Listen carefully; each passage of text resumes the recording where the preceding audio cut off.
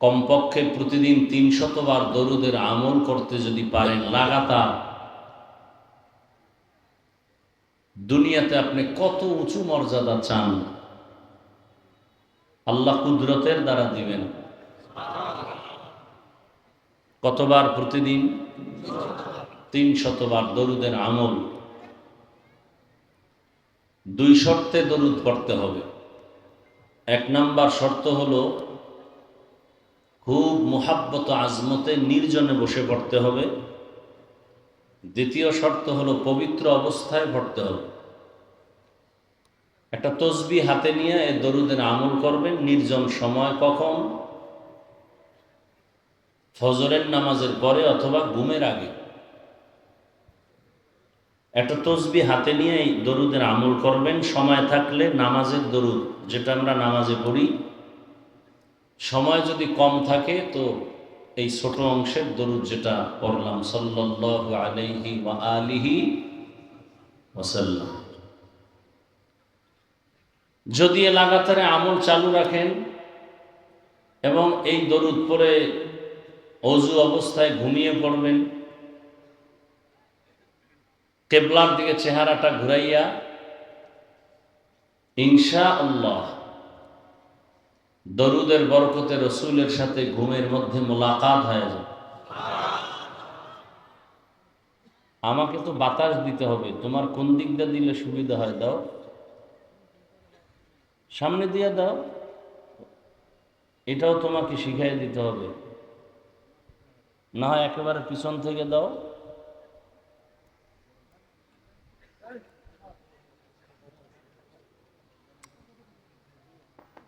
তো ইনশাআল্লাহ আমরা দরুদের আমল করার জন্য রেডি আছি তো?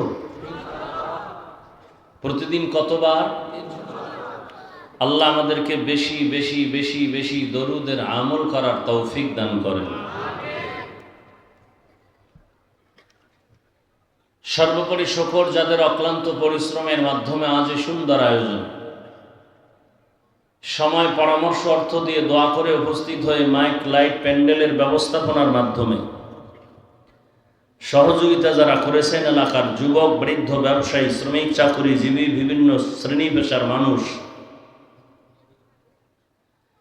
এলাকার জনগণের প্রতিনিধিত্বের স্বপ্নে যারা আছেন, উলামায়ে হযরত, আইম্মায়ে মাসাজিদ, মাদ্রাসা কর্তৃপক্ষ, প্রত্যেককেই আল্লাহ পাকে খেদমতের বরকতে দুনিয়াতে শান্তি, পরকালে চিরমুক্তির ব্যবস্থা করে দিন। উলামায়ে হযরত আলোচনা রেখেছেন, আপনারা ধৈর্যের সাথে শুনছেন। উলামায়ে কেরামদের কথাগুলো সহি তরিকায় আমাদেরকে আমল করার তৌফিক দান করেন।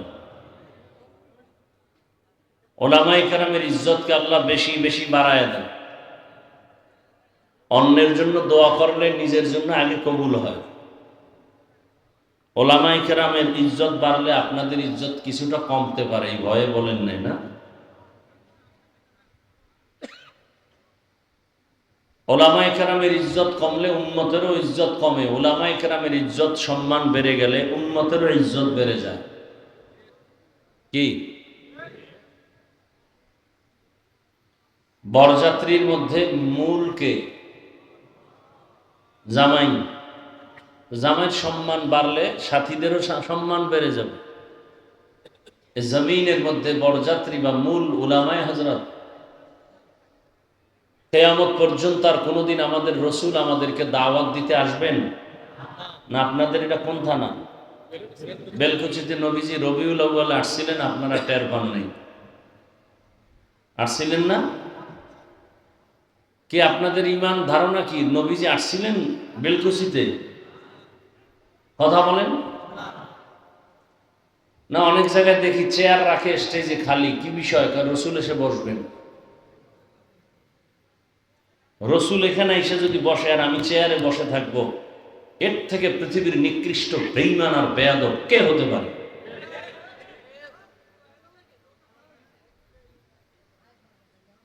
আল্লাহ আমাদের হেদায়েতের দৌলত দান করেন।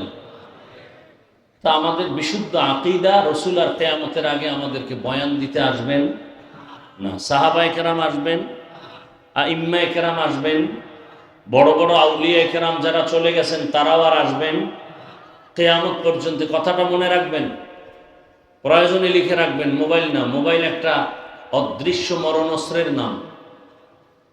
মোবাইল একটা অদৃশ্য মরণস্ত্র, আপনাকে ধ্বংস করে ফেলতেছে, আপনার খবর নেই।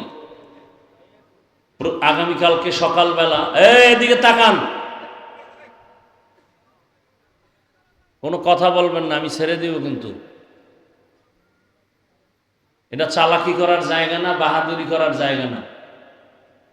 আর বক্তার এলেম আর আমলের বাহাদুরি তো এই সমস্ত স্থানে বয়ান চলে না।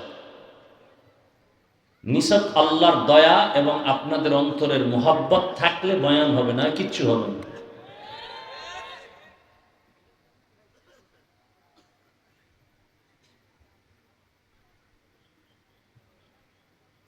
এমন একটা জায়গায় বসছেন যেখানে বিছানা পৃথিবীর নিকৃষ্টতম বিছানা, এর থেকে থার্ড ক্লাসের বিছানা থাকতে পারে না। কোনো বিবাহের অনুষ্ঠানে এই বিছানা দিলে সেখানে আগুন লাগাই দিবে মানুষ। কিন্তু এখানে কারো কষ্ট আছে? এবার মাথায় ঢুকান, কুত্তা শুয়ারের আল্লাহ জ্ঞান দেয় নাই ভালো মন্দ যাচাই করার, মানুষকে দিছে। মানুষ হয়ে থাকলে একটু বুঝেন, এখানে কোনো চালাকি চলে না। এখানে আসতে কপাল লাগে, বসতে কপাল লাগে, মোনাজাত দিয়ে যাইতেও কপাল লাগে। সব কপালওয়ালারা বসতে পারে না। বহু আল্লাহর বান্দা আসতে চাইছে, পারে নাই। আবার একদল আসছে, প্যান্ডেলে ঢুকতে পারে নাই।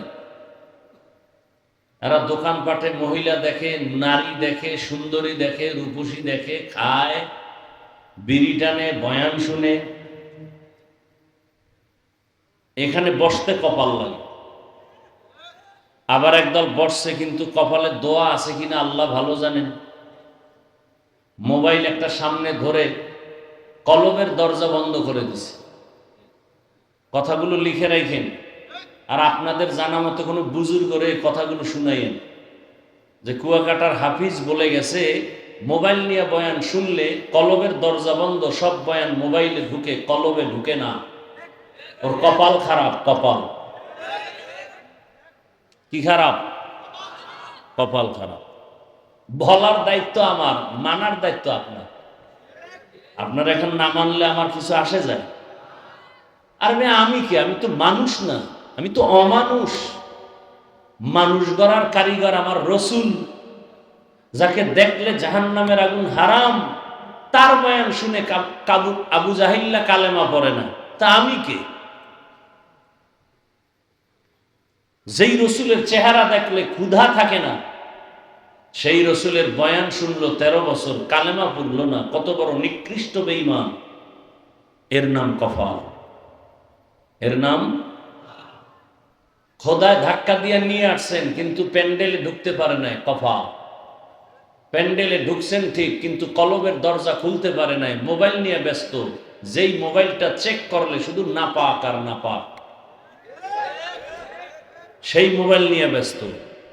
আপনি আমাকে যুক্তি দিয়ে বুঝাইবেন, আপনার থেকে আমি কম চালাক। আপনি কি যুক্তি দিবেন? রেকর্ড করেন। আপনার কাজটা নিখুঁতভাবে মিডিয়াওয়ালারা করতেছে, আপনারটা কাম না, আপনারটা আকাম। প্রয়োজন হলে ফজরের পরে ওদের থেকে নিয়ে নেবেন ডাউনলোড করে। আপনার রেকর্ড সুন্দর হবে না, ছবি সুন্দর হবে না। দ্বিতীয়, ছবি তোলা তো এমনিই হারাম, 1000 কোটিবার কবিরা গুনাহ হারাম। সরকারের প্রয়োজন ছাড়া, শরীয়তের প্রয়োজন ছাড়া। আল্লাহ বুঝার তৌফিক দান করেন। والنجم والشجر يسجدان وفضل زمانا على زمان كما فضل مكانا على مكان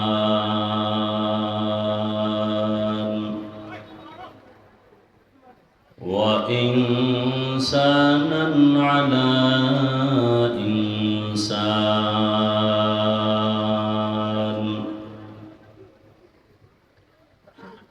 ونشهد أن لا إله إلا الله وحده لا شريك له لا ضد له ولا ند له ولا مثل له ونشهد أن سيدنا وسندنا وحبيبنا وحبيب ربنا وطبيبنا وطبيب قلوبنا ومولانا محمدا عبده ورسوله اللهم صل على محمد النبي الأمي وعلى آله وسلم تسليما وبعد فأعوذ بالله من الشيطان الرجيم بسم الله الرحمن الرحيم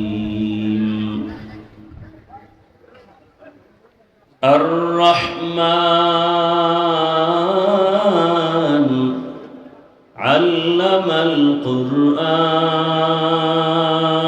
القرآن خلق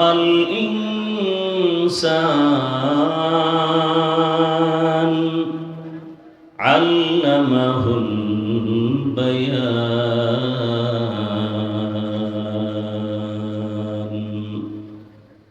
وقال رسول الله صلى الله عليه وآله وسلم خيركم من تعلم القرآن وعلمه صدق الله مولانا العظيم وصدق رسوله النبي الأمي الكريم ونحن على ذلك من الشاهدين والشاكرين والذاكرين والحمد لله رب العالمين سبحانك لا علم لنا إلا ما علمتنا إنك أنت العليم الحكيم رب اشرح لي صدري ويسر لي أمري واحلل عقدة من لساني يفقه قولي مومن جو فدا نقش کفے پائے نبی ہو مومن جو فدا نقش کفے پائے نبی ہو زیر قدم آج بھی عالم کا خزینہ ہو زیر قدم آج بھی عالم کا خزینہ گر سنت نبوی کی کرے پیروی امت گر سنت نبوی کی کرے پیروی امت طوفان سے نکل جائے گا پھر اس کا سفینہ طوفان سے نکل جائے گا پھر اس کا سفینہ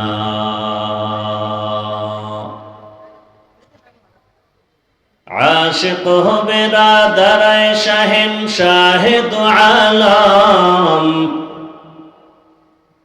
عاشق ہو برادر شہنشاہ دو عالم مشکوں سے زیادہ مبارک جس کا پسینہ مشکوں سے زیادہ مبارک جس کا پسینہ کر دل میں تڑپ ہو میرے آقا کا زیارت ہو دل میں تڑپ ہو میرے آقا کا زیارت ایک آن میں آئے نبی دخلاد مدینہ एक आन में आए नबी दिखला दे मदीना ला इलाहा इल्लल्लाह मोहब्बत ला इलाहा इल्लल्लाह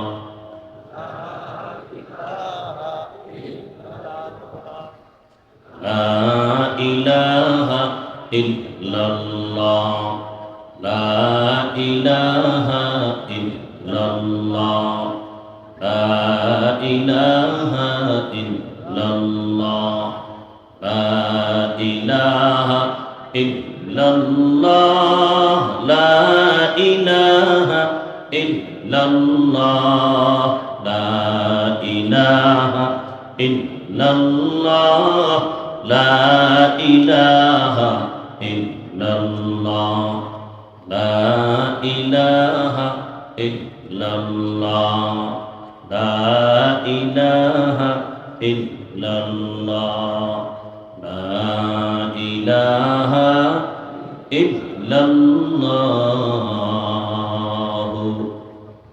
মুহাম্মাদুর রাসূলুল্লাহ।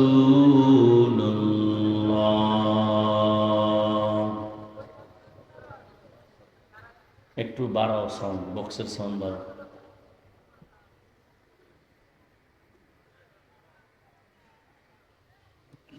হোসাইনী আজিজুল উলুম কওমি মাদ্রাসায় কর্তৃক আয়োজিত বার্ষিক ওয়াজ মাহফিল 25 অক্টোবর 2025। মহতি এ মাহফিলে উপস্থিত মোহতারাম সম্মানিত সভাপতি আলহাজ হযরত মাওলানা সলিমুল্লাহ সাহেব দামাত বারাকাতুহুম, প্রধান অতিথি দেশের হাজারো লাখ আলেমের উস্তাদ উস্তাজুল আসাতিজা, পীরে কামিল শৈখুল হাদিস, ঢাকার ঐতিহ্যবাহী শাইখ জাকারিয়া রহমতুল্লাহ আলাইহি ইসলামিক রিসার্চ সেন্টারের স্বনামধন্য মহাপরিচালক হযরতুল আল্লাম মুফতি মিজানুর রহমান সাঈদ দামাত বারাকাতুহুম, অন্যান্য অতিথিবৃন্দ, হযরত উলামায়ে কেরাম, অত্র অঞ্চলের বিভিন্ন স্থান থেকে আগত আল্লাহ পাকের আশিকিন, জাকিরিন, শাকিরিন, মুহিব্বিন, মুরব্বিয়ান এজাম, কলিজার টুকরা আমার সমবয়সী যুবক বন্ধুগণ, স্নেহের ছোট ভাই, পর্দার আড়ালে মা ও বোনেরা, আল্লাহ পাকের দরবারে শুকর যে আল্লাহ আমাদেরকে সুস্থ রেখেছেন, আলহামদুলিল্লাহ। জীবনের এক অমূল্য সম্পদের নাম সুস্থতা। টাকা পয়সা বাড়ি গাড়ি সব আছে, কিন্তু আপনি অসুস্থ, এই জীবনের কোনো দাম নাই। টাকা পয়সা বাড়ি গাড়ি তেমন নাই, কিন্তু আপনি সুস্থ, আপনার মতো সুখী এ জমিনে কেউ নাই। আল্লাহ আমাদের সুস্থতাকে দায়েমান কবুল করেন। হাজারো লাখো মানুষের ভেতর থেকে দয়াময় আল্লাহ বাছাই করে আমাদেরকে এই পৃথিবীর শ্রেষ্ঠ মজলিস, উলামায়ে আহলে হকের মজলিস, গুনাহ মাফের মজলিস, তওবা কবুলের মজলিসে হাজির হওয়ার তৌফিক দান করেছেন। আর একবার মুহাব্বতে শুকর আদায় করি, আলহামদুলিল্লাহ। দরুদ ও সালাম সৈয়দুল মুরসালিন, রহমাতুল লিল আলামিন, শফিউল মুজনিবিন, খাতামুন নবিয়্যিন, সৈয়দুস সাকালাইন, ইমামুল মুরসালিন, শফিয়ে আজম, রসুল আকরম, রহমত আলম, নবীল আরব আল আজম, হাবিব কিবরিয়া, আশরফুল আম্বিয়া, সৈয়দুল আম্বিয়া, शफीअ महशर, साक़ी कौसर, आका इनामदार, मदीना का ताजदार, आफ़ताब नबूवत, फ़ख्र मौजूदात, सय्यदुल मखलूक़ात,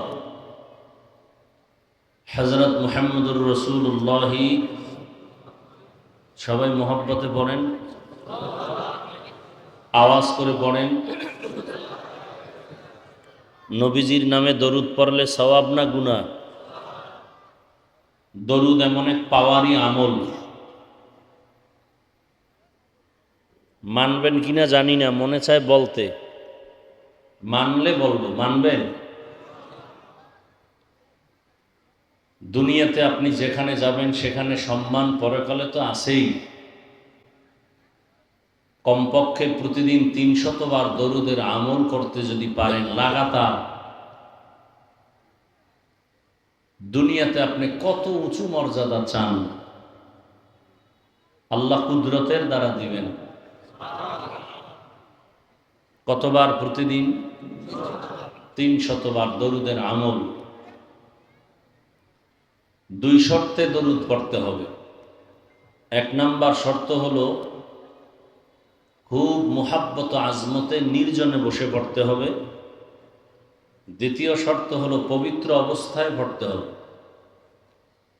একটা তসবিহ হাতে নিয়ে এই দরুদের আমল করবেন নির্জন সময়। কখন? ফজরের নামাজের পরে অথবা ঘুমের আগে। একটা তসবিহ হাতে নিয়ে এই দরুদের আমল করবেন। সময় থাকলে নামাজের দরুদ, যেটা আমরা নামাজে পড়ি, সময় যদি কম থাকে তো এই ছোট অংশের দরুদ যেটা পড়লাম, সাল্লাল্লাহু আলাইহি ওয়া আলিহি ওয়াসাল্লাম, যদি লাগাতারে আমল চালু রাখেন এবং এই দরুদ পড়ে অজু অবস্থায় ঘুমিয়ে পড়বেন, কিবলার দিকে চেহারাটা ঘুরাইয়া, ইনশাআল্লাহ দরুদের বরকতে রসুলের সাথে ঘুমের মধ্যে মোলাকাত হয়ে যাবে। আমাকে তো বাতাস দিতে হবে, তোমার কোন দিকটা দিলে সুবিধা হয় দাও, সামনে দিয়ে দাও, এটাও তোমাকে শিখাই দিতে হবে, না হয় একেবারে পিছন থেকে দাও।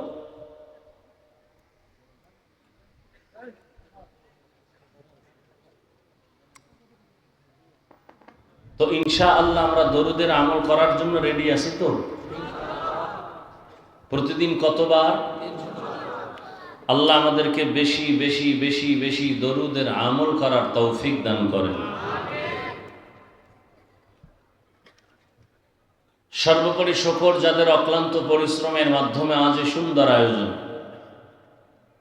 সময় পরামর্শ অর্থ দিয়ে দোয়া করে উপস্থিত হয়ে মাইক লাইট প্যান্ডেলের ব্যবস্থাপনার মাধ্যমে সহযোগিতা যারা করেছেন, এলাকার যুবক বৃদ্ধ ব্যবসায়ী শ্রমিক চাকুরিজীবী বিভিন্ন শ্রেণী পেশার মানুষ, এলাকার জনগণের প্রতিনিধিত্বের স্বপ্নে যারা আছেন, উলামায়ে হযরত, আইম্মায়ে মাসাজিদ, মাদ্রাসা কর্তৃপক্ষ, প্রত্যেককেই আল্লাহ পাকে খেদমতের বরকতে দুনিয়াতে শান্তি, পরকালে চিরমুক্তির ব্যবস্থা করে দিন। উলামায়ে হযরত আলোচনা রেখেছেন, আপনারা ধৈর্যের সাথে শুনছেন। উলামায়ে কেরামদের কথাগুলো সহি তরিকায় আমাদেরকে আমল করার তৌফিক দান করেন। উলামায়ে কেরামের ইজ্জতকে আল্লাহ বেশি বেশি বাড়ায় দেন। অন্যের জন্য দোয়া করলে নিজের জন্য আগে কবুল হয়। উলামায়ে কেরামের ইজ্জত বাড়লে আপনাদের ইজ্জত কিছুটা কমতে পারে, এই ভয়ে বলেন নাই না? উলামায়ে কেরামের ইজ্জত কমলে উম্মতেরও ইজ্জত কমে। উলামায়ে কেরামের ইজ্জত সম্মান বেড়ে গেলে উম্মতেরও ইজ্জত বেড়ে যায়। কি? বরযাত্রীর মধ্যে মূলকে জামাই, জামাইয়ের সম্মান বাড়লে সাথীদেরও সম্মান বেড়ে যাবে। জমিনের মধ্যে বরযাত্রী বা মূল উলামায়ে হযরত। কিয়ামত পর্যন্ত আর কোনোদিন আমাদের রসুল আমাদেরকে দাওয়াত দিতে আসবেন না? আপনাদের এটা কোন থানা? বেলকুচিতে নবীজি রবিউল আউয়ালে আসছিলেন, আপনারা টের পান নাই। আসছিলেন না? কি আপনাদের ইমান ধারণা কি নবীজি আসছিলেন বেলকুচিতে? কথা বলেন না। অনেক জায়গায় দেখি চেয়ার রাখে স্টেজে খালি, কি বিষয়? রসুল এসে বসবেন। রসুল এখানে এসে যদি বসে আর আমি চেয়ারে বসে থাকবো, এর থেকে পৃথিবীর নিকৃষ্ট বেঈমান আর বেয়াদব কে হতে পারে?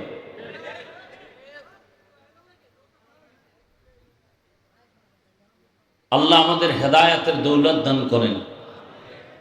তা আমাদের বিশুদ্ধ আকীদা, রসুল আর কিয়ামতের আগে আমাদেরকে বয়ান দিতে আসবেন না। সাহাবায়ে কেরাম আসবেন, আইম্মা একরাম আসবেন, বড় বড় আউলিয়া একরাম যারা চলে গেছেন তারাও আর আসবেন কিয়ামত পর্যন্ত। কথাটা মনে রাখবেন, প্রয়োজনে লিখে রাখবেন। মোবাইল না, মোবাইল একটা অদৃশ্য মরণস্ত্রের নাম।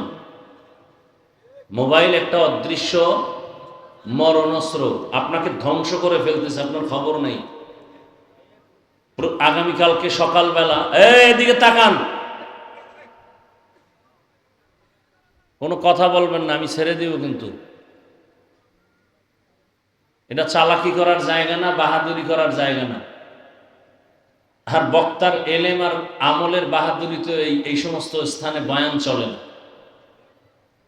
নিছক আল্লাহর দয়া এবং আপনাদের অন্তরের মোহাব্বত থাকলে বয়ান হবে, না কিচ্ছু হবে না।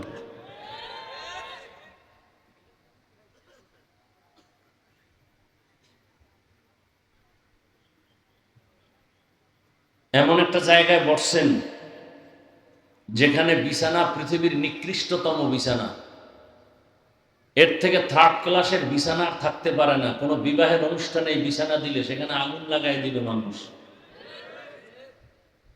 কিন্তু এখানে কারো কষ্ট আছে? এবার মাথায় ঢুকান, কুত্তা শুয়ারের আল্লাহ জ্ঞান দেয় নাই ভালো মন্দ যাচাই করার, মানুষকে দিছে। মানুষ হয়ে থাকলে একটু বুঝেন, এখানে কোনো চালাকি চলে না।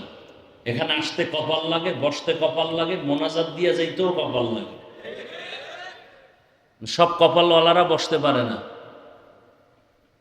বহু আল্লাহর বান্দা আসতে চাইছে, পারে নাই। আবার একদল আসছে, প্যান্ডেলে ঢুকতে পারে নাই। এরা দোকানপাটে মহিলা দেখে, নারী দেখে, সুন্দরী দেখে, রূপসী দেখে, খায়, বিড়ি টানে, বয়ান শুনে। এখানে বসতে কপাল লাগে। আবার একদল বসছে, কিন্তু কপালে দোয়া আছে কিনা আল্লাহ ভালো জানেন। মোবাইল একটা সামনে ধরে কলমের দরজা বন্ধ করে দিছে। কথাগুলো লিখে রাখেন, আর আপনাদের জানা মতো কোনো বুজুর্গ করে কথাগুলো শুনাইয়েন যে কুয়াকাটার হাফিজ বলে গেছে, মোবাইল নিয়ে বয়ান শুনলে কলমের দরজা বন্ধ, সব বয়ান মোবাইলে ঢুকে, কলমে ঢুকে না। ওর কপাল খারাপ। কপাল কি খারাপ? কপাল খারাপ। বলার দায়িত্ব আমার, মানার দায়িত্ব আপনার। আপনার এখন না মানলে আমার কিছু আসে যায়? আর আমি কি? আমি তো মানুষ না, আমি তো অমানুষ। মানুষ গড়ার কারিগর আমার রসুল, যাকে দেখলে জাহান্নামের আগুন হারাম, তার বয়ান শুনে আবু জাহিল্লা কালেমা পড়ে না, তা আমি কে? যেই রসুলের চেহারা দেখলে ক্ষুধা থাকে না, সেই রসুলের বয়ান শুনলো 13 বছর, কালেমা পড়ল না, কত বড় নিকৃষ্ট বেঈমান। এর নাম কফাল, এর নাম। খোদায় ধাক্কা দিয়ে নিয়ে আসছেন, কিন্তু প্যান্ডেলে ঢুকতে পারে নাই, কফাল। প্যান্ডেলে ঢুকছেন ঠিক, কিন্তু কলবের দরজা খুলতে পারে নাই, মোবাইল নিয়ে ব্যস্ত। যেই মোবাইলটা চেক করলে শুধু নাপাক আর নাপাক, সেই মোবাইল নিয়ে ব্যস্ত। আপনি আমাকে যুক্তি দিয়ে বুঝাইবেন, আপনার থেকে আমি কম চালাক। আপনি কি যুক্তি দিবেন? রেকর্ড করেন। আপনার কাজটা নিখুঁতভাবে মিডিয়াওয়ালারা করতেছে, আপনারটা কাম না, আপনারটা আকাম। প্রয়োজন হলে ফজরের পরে ওদের থেকে নিয়ে নেবেন ডাউনলোড করে। আপনার রেকর্ড সুন্দর হবে না, ছবি সুন্দর হবে না। দ্বিতীয়, ছবি তোলা তো এমনিই হারাম, 1000 কোটিবার কবিরা গুনাহ হারাম। সরকারের প্রয়োজন ছাড়া, শরীয়তের প্রয়োজন ছাড়া। আল্লাহ বুঝার তৌফিক দান করেন।